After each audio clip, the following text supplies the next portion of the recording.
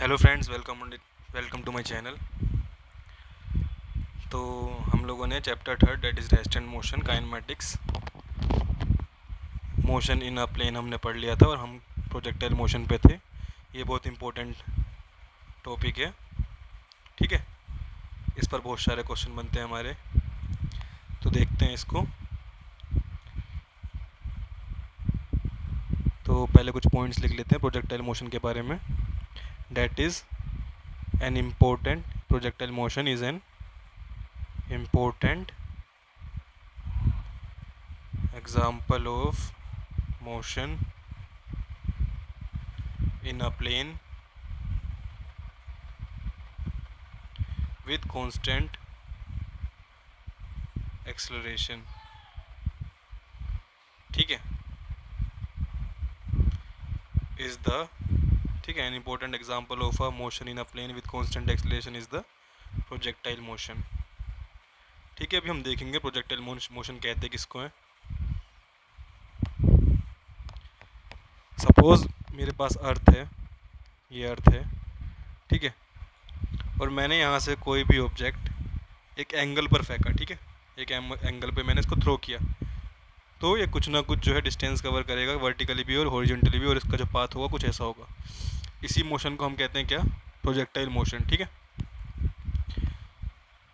तो सच a particle, एक और point, such a particle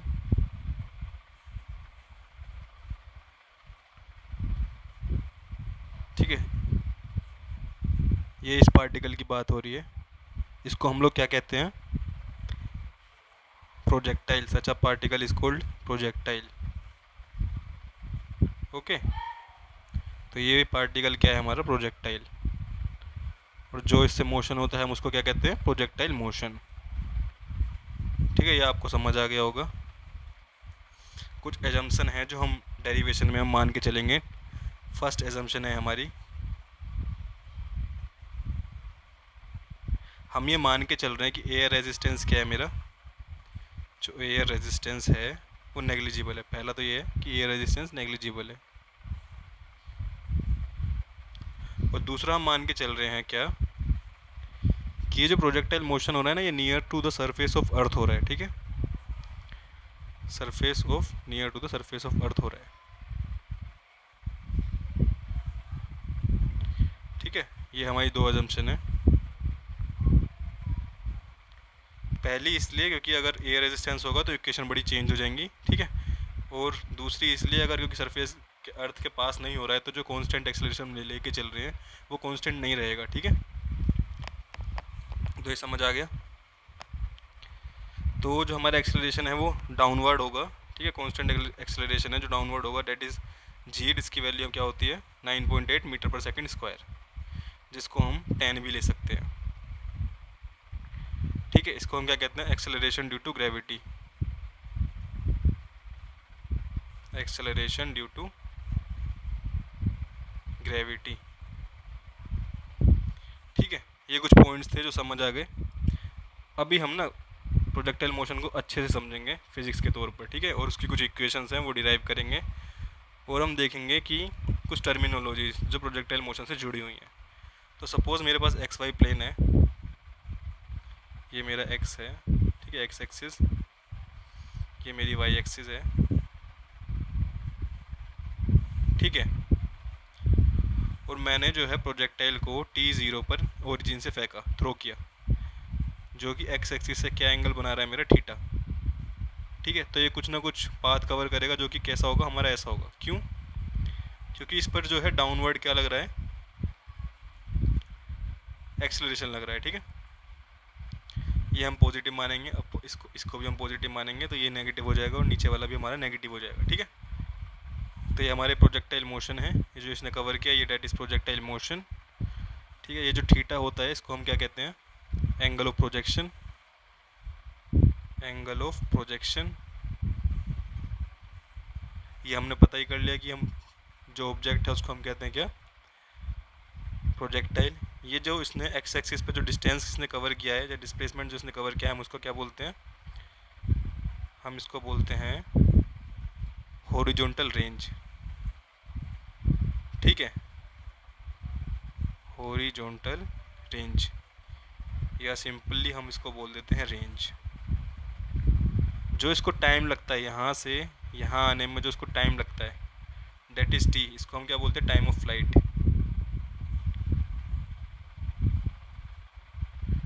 and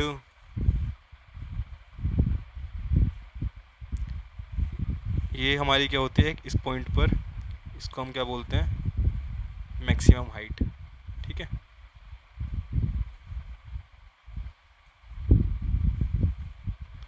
तो ये कुछ टर्मिनोलॉजी थी जिसकी डेफिनेशन लिखवाने की ज़रूरत नहीं है।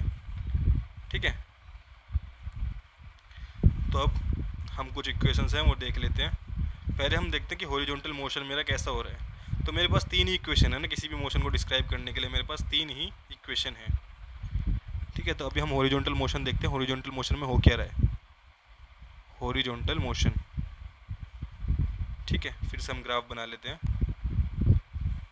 ये एक्स एक्सिस, ये वाई एक्सिस, ये मेरा प्रोजेक्टाइल है, ये कुछ थीटा एंगल पे मैंने फेंका और ये इसका मोशन है। ठीक है, ये मेरे को समझ आ गया। अभी मैं मान के चलूँ कि इनिशियल वेलोसिटी इसकी u से थ्रो किया, तो x कंपोनेंट इसका क्या होगा, u कोस थीटा, और y कंपोनेंट हो जाएगा मेरा क्या, u साइन थीटा। ठीक है, इतना समझ आया। अभी मुझे पता है क्या इस पर पार्टिकल पर कॉन्स्टेंटली क्या लगता है, डाउनवर्ड की तरफ क्या लग रहा है, एक्सेलरेशन लग रहा है। लेकिन जो एक्स एक्सिस में, तो इस पर जो है, जो वर्टिकल है वो एक्सेलरेशन ड्यू टू ग्रेविटी लगता रहेगा, लेकिन जो हॉरिजॉन्टली है वो एक्सेलरेशन क्या है इसका, ज़ीरो। तो जो इसका वर्टिकल कंपोनेंट है, वर्टिकल कंपोनेंट की मैं बात करूं तो वो उसका वेलोसिटी चेंज होता रहेगा। ठीक है, लेकिन जो हॉरिजॉन्टल कंपोनेंट है उसकी वेलोसिटी हमेशा सेम रहेगी। ठीक है, अभी हम हॉरिजॉन्टल मोशन की बात करते हैं। तो हॉरिजॉन्टली मेरा वेलोसिटी हमेशा क्या रहेगा, u कोस थीटा, क्योंकि कोई एक्सेलरेशन नहीं है उस तरफ, तो वो चेंज भी नहीं होगी वेलोसिटी। ठीक है, नाउ ax क्या है मेरा, एक ax कंपोनेंट ज़ीरो है मेरा, तो मेरा जो फाइनल वेलोसिटी होगी वो क्या होगी, ux प्लस axt। ठीक है, ax मेरा क्या है, ज़ीरो, तो ये क्या रहेगा हमेशा u कोस थीटा। किसी भी पॉइंट पर जो मेरा फाइनल वेलोसिटी है हॉरिजॉन्टल में, वो u कोस थीटा ही रहेगी। ठीक है, and x is equals to क्या होता है मेरा, u x t plus half a x t square. तो मेरा जो x है वो कितना रहेगा, u x t, that is u t cos theta. ठीक है, अगर मुझे टाइम पता है कितना टाइम लगा इसको यहाँ पर पहुँचने में, तो मैं निकाल सकता हूँ x। ठीक है, ये मुझे समझ आ गया। हॉरिजॉन्टल मोशन हमने देख लिया, वर्टिकल मोशन हम देखते हैं। तो वर्टिकल मोशन में क्या है, उसकी वेलोसिटी टाइम के साथ चेंज होती जा रही है। क्यों, क्योंकि एक acceleration due to gravity downward लग रहा है हमेशा। ठीक है, तो मेरा क्या होता है, वी वाई क्या होता है, u y plus a y t. U y मेरा क्या है, यू साइन थीटा, हमने देखा। ठीक है, एक्सेलरेशन ड्यू टू ग्रेविटी क्या है, नीचे की तरफ है। ठीक है, नीचे की तरफ है तो क्या लेके चलेंगे, माइनस में लेके चलेंगे, डेट इज जी टी। समझ आ गया, तो ये इक्वेशन मुझे समझ आ गई। सेकंड हम देखते हैं क्या, y इज इक्वल टू मेरा क्या होता है, u y t plus half a y t square. ठीक है, यू वाई मेरा क्या है, यू साइन थीटा।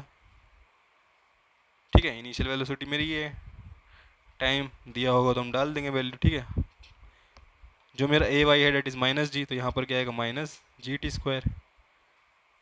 तो ये मेरा दूसरा इक्वेशन आ गया। थर्ड इक्वेशन हम देखें, ये भी हमारे पास होती है क्या, v y square is equal to u y square plus two a y and y. ठीक है, तो मेरा जो फाइनल वेलोसिटी है वो क्या होगी, यहाँ से मैं डाल सकता हूँ या फिर अभी ऐसे ही रहने देते हैं, v y square, u y मेरा क्या है, यू साइन थीटा का होल स्क्वायर, ए वाई मेरा क्या है, माइनस जी। तो यहाँ से तीसरी इक्वेशन आ गई। तो यहाँ से मैं बता सकता हूँ हॉरिजॉन्टली मेरा मोशन इन इक्वेशन के अकॉर्डिंग चल रहा है। ठीक है, और मैं यहाँ से ये भी बता सकता हूँ कि जो हॉरिजॉन्टली है मेरी वेलोसिटी हमेशा कांस्टेंट रहेगी, और वर्टिकली मोशन मैं इन इक्वेशन से बता सकता हूँ। ठीक है, तो यहाँ तक ये चीज़ें समझ आ गई हमको। अभी हम टाइम ऑफ फ्लाइट ड्राइव करते हैं कि कितना टाइम लगेगा किसी प्रोजेक्टाइल को उसका पाथ कवर करने में, टाइम ऑफ फ्लाइट। ठीक है, हम फिर से बना लेते हैं अपना प्रोजेक्टाइल एंड ये मेरा मोशन है, सॉरी ब्लैक से कर लेते हैं, मेरा प्रोजेक्टाइल मोशन। ठीक है, ये थीटा बनाया हुआ है इसने, यहाँ पे यू कोस थीटा, यहाँ यू साइन थीटा। यहाँ तक समझ आ गया? टाइम ऑफ फ्लाइट मुझे निकालना है। ठीक है,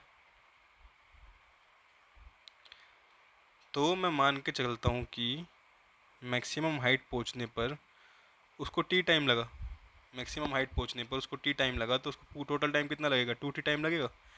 तो इसी कंसेप्ट से मैं निकाल सकता हूँ टाइम ऑफ फ्लाइट। ठीक है, तो मैं देखता हूँ क्या मैक्सिमम हाइट पहुँचने पे उसको कितना टाइम लगा, मुझे टी टाइम लगा। तो मुझे पता है क्या मैक्सिमम हाइट होगी मेरी कुछ, उस समय मेरी जो वर्टिकल वेलोसिटी होगी वो ज़ीरो हो जाएगी, सिर्फ एक हॉरिजॉन्टल वेलोसिटी मेरे पास रहेगी। समझ रहे हो?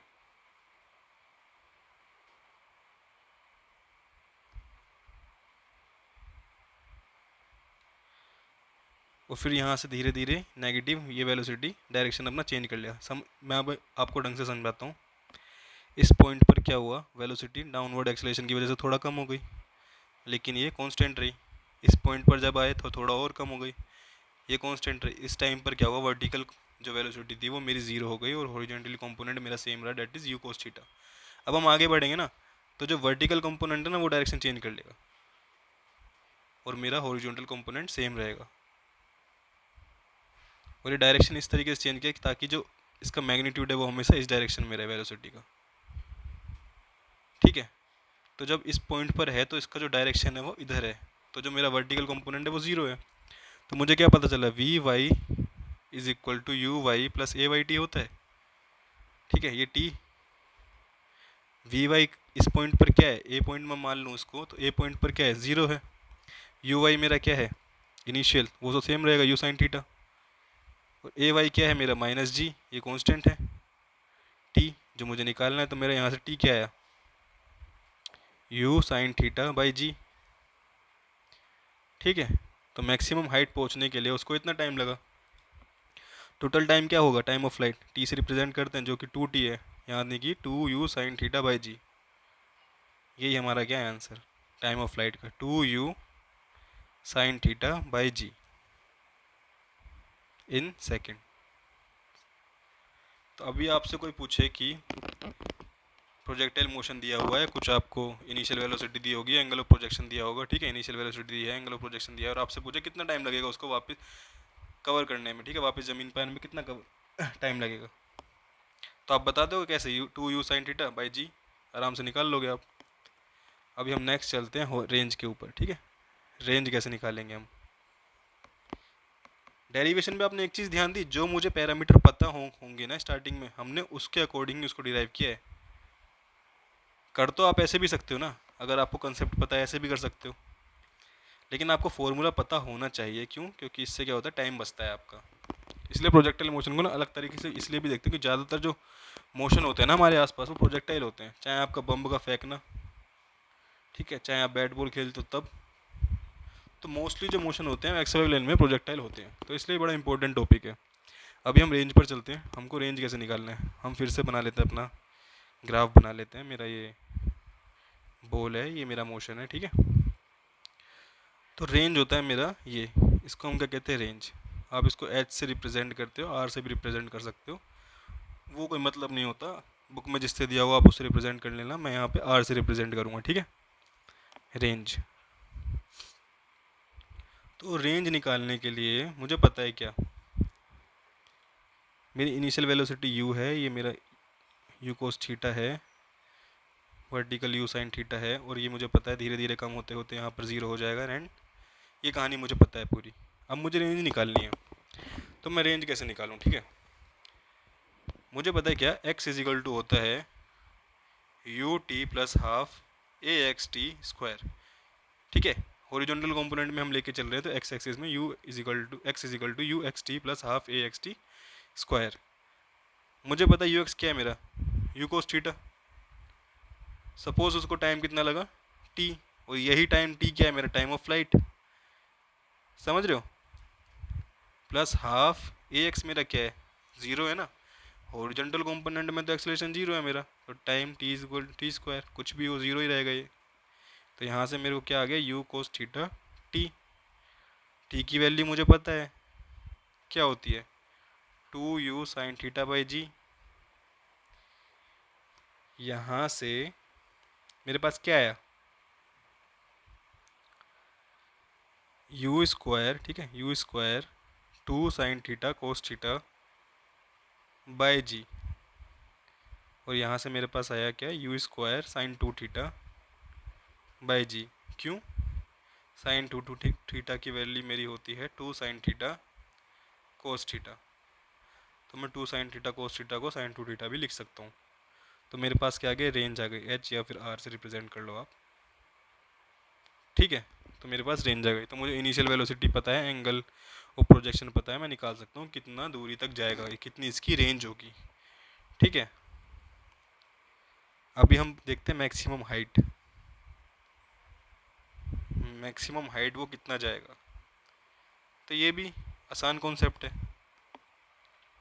मुझे पता है क्या, वी वाई मेरा क्या होता है, u y plus a y t. A y मेरा क्या है, माइनस जी, तो यहाँ से क्या आएगा, v y equals to u y minus g t. और अभी मैंने बताया क्या, जब मैक्सिमम हाइट पे होगा तो वर्टिकल कंपोनेंट वेलोसिटी का क्या हो जाएगा, ज़ीरो हो जाएगा। तो मैं कर दूँ यहाँ zero, u y minus g t. तो मुझे कितना टाइम लगा वहाँ पर पहुँचने में, यू वाई मेरा क्या है, यू साइन थीटा बाई जी, उस वर्टिकल हाइट पर पहुँचने के लिए मुझे इतना टाइम लगा।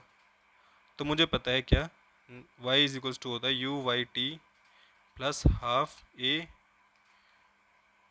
वाई टी स्क्वायर, ठीक है। मैं इस पॉइंट की बात कर रहा हूँ जहाँ पर मैक्सिमम हाइट है, इसको मैंने y माना। अभी मैं इसको क्या मान लेता हूँ, इसको मैक्सिमम हाइट को h से रिप्रेजेंट कर देता हूँ, ठीक है। इसको मैं r से ही रहने देता हूँ, ठीक है, मैं इसको h से रिप्रेजेंट कर रहा हूँ मैक्सिमम हाइट को, ठीक है। तो मैक्सिमम हाइट जब पहुँचा है यहाँ पे h हो गया y मेरा कंपोनेंट, ठीक है। यू वाई मेरा क्या है, यू वाई मेरा ज़ीरो हो जाएगा, सॉरी यू वाई मेरा सेम रहेगा, यू वाई मेरा यू साइन थीटा ही रहेगा। टाइम मुझे पता है क्या, that is u sine theta by g, and a y मुझे पता है माइनस जी, टी भी मुझे पता है क्या, यू साइन थीटा बाई जी, इसका होल स्क्वायर। यहाँ से मैं अगर सोल्व करूँ तो मेरे पास क्या आएगा, you square sine square theta by ji minus half, जी से जी एक कैंसिल हो जाएगा, मेरे पास क्या बचेगा, u square sine square theta by g, ठीक है। ये सब तो कॉमन है, ये कॉमन आ गया ना, वन माइनस हाफ कितना होता है, हाफ होता है, तो मेरे पास क्या है, half of u square sine square theta by g. तो यहाँ से मेरे पास क्या आया, u square sine square theta by 2g। तो मेरी एक्स मैक्सिमम हाइट कितनी होगी, ये होगी। तो मुझे इनिशियल वेलोसिटी अगर पता है, एंगल ऑफ प्रोजेक्शन पता है, तो मैं मैक्सिमम हाइट निकाल सकता हूँ बड़े आराम से, ठीक है। तो और यही चीज़ें जो है पूछी जाती हैं, अगर आपको क्वेश्चन दिया है या फिर अब अगर हम खुद से भी सोचें तो हमें क्यूरियोसिटी होगी ना कि यार मैंने कोई बॉल फेंकी, वो कितना ऊंचाई तक जा सकता है, यार उसको ज़मीन पे आने में कितना टाइम लगेगा, या उसकी जो रेंज है वो कितनी होगी, ठीक है, ये क्यूरियोसिटी है।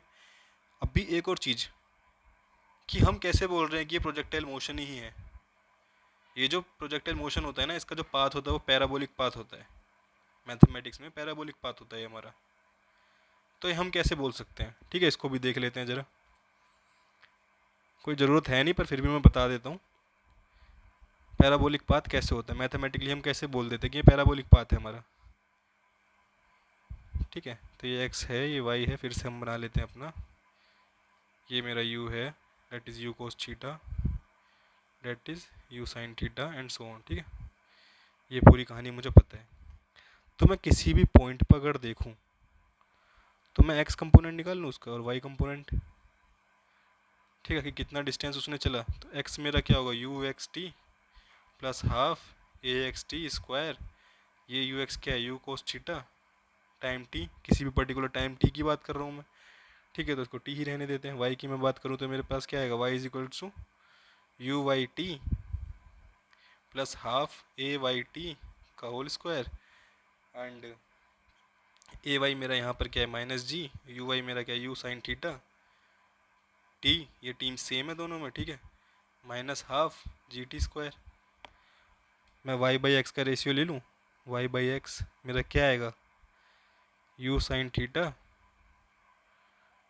T minus half g t square by u cos theta t, यहाँ से टी टी कैंसिल, मेरे पास क्या आया u sine theta minus half g t by u cos theta.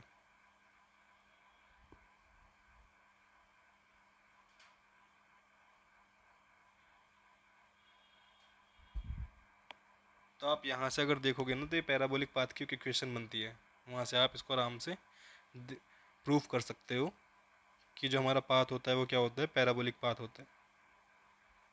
ठीक है, तो ये इतना इम्पोर्टेंट है नहीं, फिर भी मैंने बता दिया। अब ये क्वेश्चन देख लेते हैं और इस टॉपिक को एंड करते हैं। अगर कोई टॉपिक ना समझ आया हो तो मुझे बता देना, प्रोजेक्टाइल मोशन बड़ा इंपॉर्टेंट है क्योंकि। एक क्वेश्चन देख लेते हैं। क्वेश्चन है हमारा, a ball is throne from a field with a speed of 12 meter per second at an angle of 45 degree with the horizontal, at what distance will it hit the field, again? ठीक है, take g is equals to take g equals to 10 metre पर second square. Question समझ आया आपको? Question कह रहा है मेरे पास एक बॉल है, मैंने उसको थ्रो किया फील्ड से with the speed of 12 metre पर second at an angle of 45 degree with the horizontal. तो हॉरिजॉन्टल से 45 डिग्री एंगल पर मैंने इसको थ्रो किया, डेट इज वेलोसिटी की क्या है मेरी 12 मीटर पर सेकेंड। ठीक है, और ये प्रोजेक्टाइल मोशन बनाएगा मुझे पता है। तो at what distance will it hit the field again, तो मुझसे पूछा कि कितनी डिस्टेंस पर रेंज पर या फिर ये वापस फील्ड को हिट करेगा। मुझे पता है, मुझे सिंपली रेंज निकालनी है, और रेंज का फॉर्मूला क्या होता है हमारा, u square sine two theta by g. ठीक है, क्या होता है u square sine two theta by g, मुझे पता है। यू क्या है मेरा 12 स्क्वायर, यहाँ से 12 whole square sine two theta क्या हो जाएगा 90 हो जाएगा बाई जी। तो साइन 90 क्या होता है मेरा 1 होता है, यहाँ से 144/10 डेट इज 14.4 मीटर। तो इस डिस्टेंस पे वापस वो हिट करेगा, यानी कि range is equals to 14.4 metre. तो यहाँ पर ये हिट कर जाएगा इसको। ठीक है, अगर मान लो आप कभी फॉर्मूला भूल जाओ, क्योंकि ये फॉर्मूले कभी कभी याद नहीं रहते, तो सिंपली आप क्या करो उस टाइम पर इक्वेशन लगा दो, इक्वेशन ऑफ मोशन लगा दो। ठीक है, जो हमने पढ़ी है equation of motion in a plane, वो आप लगा दो तो आपको आंसर आ जाएगा, टाइम लगेगा पर आ जाएगा। ठीक है, जैसे मैं इसको एग्जाम्पल में आपको बता देता हूँ। मैं भूल गया, मान लेते हैं मैं भूल गया फॉर्मूला क्या है। तो मुझे पता है कि हॉरिजॉन्टल रेंज मुझे निकालनी है, एक्स इज इक्वल टू क्या होगा u cos theta t plus half a t square, a मेरा क्योंकि जीरो है तो ये x is equals to u cos theta t होगा। अब मुझे मान लो टाइम ऑफ फ्लाइट मुझे याद है क्या होता है, तो मैं यहाँ से लगा दूंगा two u sine theta by g, और मैं यहाँ से अपना हॉरिजॉन्टल रेंज निकाल लूँगा। मान लो आप टाइम ऑफ फ्लाइट भी भूल गए हो तो वहीं पर आप जल्दी से डिराइव कर लो, क्योंकि क्या simple equation of motion in a plane निकालना है, उसकी इक्वेशन निकालनी है और हो जाएगा सोल्व। तो अगर आपको इक्वेशन ऑफ मोशन अच्छे से समझ आ गया है तो आप आराम से ऐसे क्वेश्चन हिट कर सकते हैं, और फॉर्मूला अगर आपको याद हो तो आप टाइम भी बचा सकते हैं। ठीक है, फॉर्मूले आप याद रखिए, क्योंकि कभी कभी क्वेश्चन में ना डायरेक्ट फॉर्मूले पूछ लिया जाता है कि रेंज का formula A B C D option ही है, कौन सा सही है इसमें से। तो आपको अगर याद है तो आप आराम से लगा दोगे। ठीक है, तो ये टॉपिक हम ख़त्म करते हैं, इस लेक्चर को यहीं ख़त्म करते हैं। नेक्स्ट टॉपिक हमारा होगा that is change of frame.